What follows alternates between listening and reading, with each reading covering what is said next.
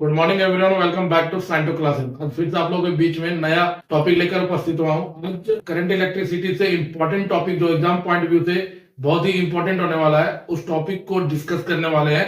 तो जिन्होंने अभी तक मेरे चैनल को सब्सक्राइब नहीं किया तो चैनल को सब्सक्राइब कर ले। मैंने पिछले 10 वीडियो में इलेक्ट्रोस्टैटिक्स के टॉपिक्स को डिस्कस कर रखा है, तो आप वहां से भी जाके एग्जाम का तैयारी कर सकते हैं इलेक्ट्रोस्टैटिक्स का। आज हमारा नेक्स्ट वीडियो है करंट इलेक्ट्रिसिटी पर। करंट इलेक्ट्रिसिटी फिजिक्स का वैसा ब्रांच है जिसमें हम लोग फ्लो ऑफ चार्ज के बारे में पढ़ेंगे, मतलब चार्ज मोशन में कर रहा है और उसको जिस भी फिजिक्स के ब्रांच में पढ़ते हैं तो उस ब्रांच का नाम है करंट इलेक्ट्रिसिटी। तो करंट इलेक्ट्रिसिटी में हम लोग मोशन वाले चार्ज के बारे में पढ़ेंगे या फ्लो ऑफ चार्ज। तो चार्ज जब फ्लो करे तो उसको क्या बोलते हैं? Electric current. तो हम लोग का फर्स्ट टॉपिक है करंट इलेक्ट्रिसिटी का इलेक्ट्रिक करंट। इलेक्ट्रिक करंट क्या होता है कि आई बराबर, इसका फॉर्मूला होता है Q बाई टी। जब भी टाइम से डिवाइड किए हैं उसके लिए आता है रेट ऑफ, और करंट के लिए चार्ज क्या करना चाहिए? फ्लो करना चाहिए। तो rate of flow of charge, और फ्लो किससे करेगा? वायर के थ्रू करेगा, तो वायर को कंडक्टर भी बोलते हैं, तो उसको थ्रू ये कंडक्टर। तो टाइम से डिवाइड किया हुआ है रेट ऑफ, करंट के लिए चार्ज फ्लो करना चाहिए तो फ्लो ऑफ चार्ज थ्रू ये conductor is called electric current. Rate of flow of charge through a conductor is called electric current. The rate of flow of charge through a conductor is called electric current. It is denoted by I. I बराबर होता है Q by T। यही वाला formula, जब charge हमारा constant रहे तो I बराबर होता है Q by T। कांस्टेंट मतलब जैसे 5 कूलम हो गया, 6 कूलम हो गया, 7 कूलम हो गया। अगर 5 कूलम, 6 कूलम, 7 कूलम इस टाइप का चार्ज रहेगा तो उसमें फॉर्मूला हो जाएगा I बराबर Q बाई टी। एक फॉर्मूला और होता है I बराबर dQ बाय dt। ये वाला फॉर्मूला कब आता है? जब चार्ज हमारा वेरिएबल रहे। वेरिएबल मतलब पॉलिनोमियल इक्वेशन में रहेगा इस प्रकार से Q बराबर AT² plus 2BT plus C।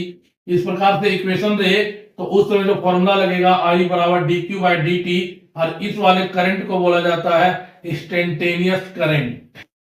ठीक है। और थर्ड फॉर्मूला होता है एवरेज करंट। तो आई एवरेज का फॉर्मूला होता है del q by del T.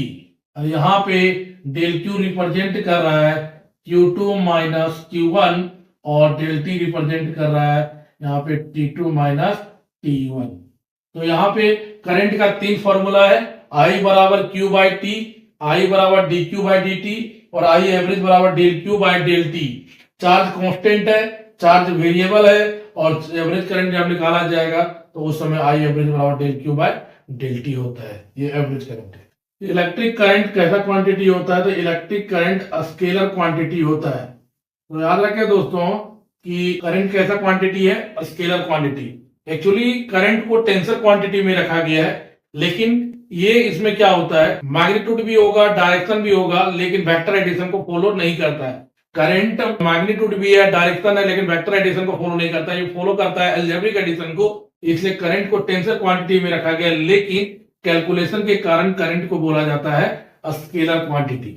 ठीक है। यूनिट अगर लिखना दिया जाए तो इसका एसआई यूनिट जो हो जाएगा करंट का, वो हो जाएगा एम्पियर, और एम्पियर को डिनोट करते हैं ए से। ठीक है। अगर फॉर्मूला के अकॉर्डिंग जाओगे तो हो जाएगा coulomb per second. Coulomb per second को एम्पियर ही बोला जाता है। और उसके बाद करंट को जो भी डिवाइस मेजर करता है उस डिवाइस का नाम है एमीटर, और एमीटर हमारा लो रेजिस्टेंस डिवाइस होता है। एमीटर हमारा लो रेजिस्टेंस डिवाइस होता है जो सर्किट में सीरीज कनेक्शन होता है। सर्किट में कैसा कनेक्शन होता है? सीरीज कनेक्शन होता है लो रेजिस्टेंस होने के कारण। और ये क्या मेजर करता है? करंट को मेजर करता है।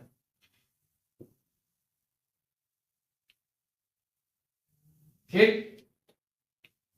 करंट को जो डिवाइस मेजर करेगा उस डिवाइस का नाम एमीटर है। एमीटर कैसा डिवाइस होता है? लो रेजिस्टेंस डिवाइस होता है। एमीटर हमेशा सर्किट में कैसा कनेक्शन होता है? सीरीज कनेक्शन होता है लो रेजिस्टेंस डिवाइस होने के कारण। और एमीटर क्या मेजर करता है? तो करंट को मेजर करता है। करंट को फंडामेंटल फिजिकल क्वांटिटी में भी रखा गया है। हम लोग 11th क्लास में पढ़े हैं कि 7 फंडामेंटल फिजिकल क्वांटिटी होता है। तो करंट को उनमें से एक फंडामेंटल फिजिकल क्वांटिटी है। तो करंट हमारा फंडामेंटल फिजिकल क्वांटिटी है, मतलब ये दूसरे पे डिपेंड नहीं करता है। अब आते हैं कि सबसे बेस्ट कंडक्टर किसको माना जाता है। उसके अकॉर्डिंग पे ऑर्डर ऑफ इलेक्ट्रिकल कंडक्टिविटी के आधार पे यहाँ पे मेटल को ये कैटेगराइज किया गया है। यहाँ पे ध्यान दे, पहले में आता है सिल्वर। सिल्वर को बेस्ट कंडक्टर माना जाता है। उसके बाद आता है कॉपर। कॉपर को सिल्वर से थोड़ा कम बेस्ट कंडक्टर माना जाता है। उससे कम एल्युमिनियम को माना जाता है। और सबसे लास्ट आयरन होता है Fe। तो सिल्वर हमारा बेस्ट कंडक्टर है, उसके बाद कॉपर, उसके बाद एल्युमिनियम, उसके बाद आयरन। तो हमारा सिल्वर को बेस्ट कंडक्टर माना जाता है। अब आता है टॉपिक है 1 एम्पियर। 1 एम्पियर किसको बोला जाता है। हम लोग जानते हैं कि I बराबर Q/T होता है। हमें चाहिए करंट का वैल्यू 1 एम्पियर। इसके लिए चार्ज कितना फ्लो करना चाहिए, 1 कूलम। और 1 कूलम चार्ज को फ्लो करने के लिए कितना टाइम चाहिए, 1 सेकंड टाइम चाहिए। तो उसको बोला जाता है 1 एम्पियर। 1 कूलम चार्ज अगर 1 सेकंड में पास करे तो कंडक्टर से 1 एम्पियर करंट फ्लो होगा। ये चीज मैंने लिखा है यहाँ पे, if 1 coulomb charge flow through a conductor in 1 second of time, then current through a conductor is said to be 1 ampere। Charge 1 coulomb flow हो रहा है कंडक्टर से, इसके लिए 1 सेकेंड टाइम लग रहा है, then current through a conductor is said to be 1 ampere. अब आते हैं direction of electric current. Electric current का डायरेक्शन क्या होगा। ध्यान दे दोस्तों, इसे बोला जाता है पॉजिटिव टर्मिनल और इसे बोला जाता है नेगेटिव टर्मिनल। पॉजिटिव टर्मिनल बड़ा वाला खुट्टी को बोला जाएगा और नेगेटिव टर्मिनल छोटा वाला खुट्टी को बोला जाएगा।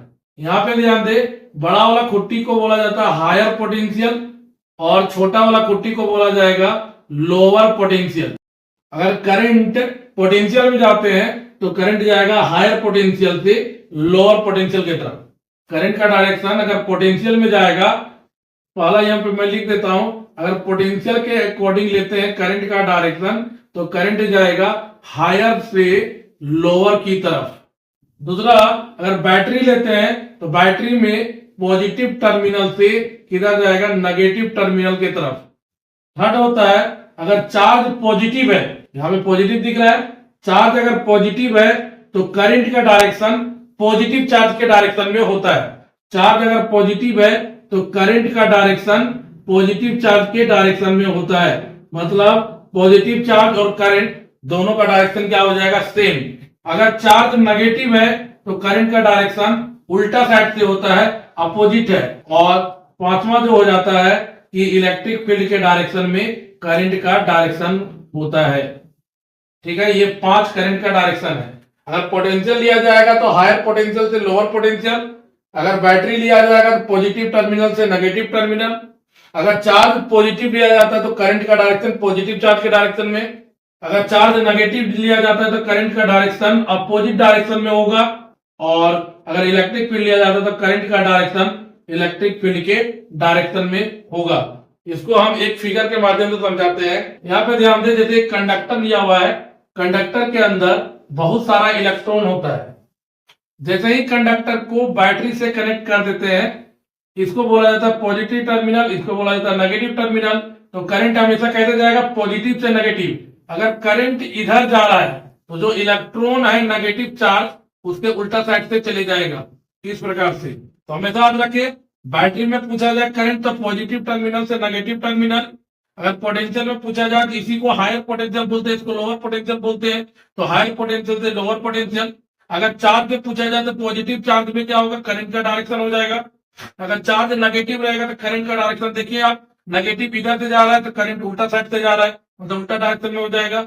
और पांचवा जो होता है, जिधर करंट का डायरेक्शन होता है उधर ही इलेक्ट्रिक फील्ड का डायरेक्शन होगा।